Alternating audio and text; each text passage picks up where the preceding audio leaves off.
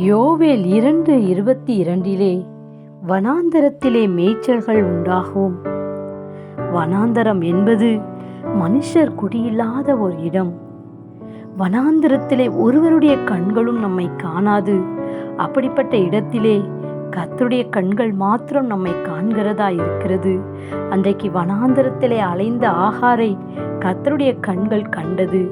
இன்றைக்கும் வனாந்தரமாய் இருக்கிற சூழ்நிலையிலே கர்த்தருடைய கண்கள் நம்மை கண்டு நமக்கு மேய்ச்சலை கொடுக்க வல்லமை உடையதா இருக்கிறது.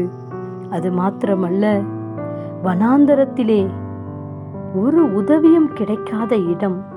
இந்த நாட்களிலும் கூட கர்த்தர் நம்மை பார்த்து சொல்லுகிறார், பட்சித்த வருஷங்களின் விளைவை நான் உனக்கு திரும்ப கொடுப்பேன் என்று.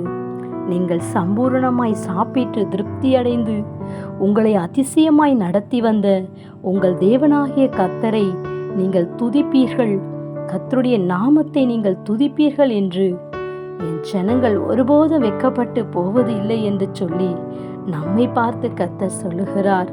வனாந்தரம் செழிக்கும். Have a nice day. God bless you.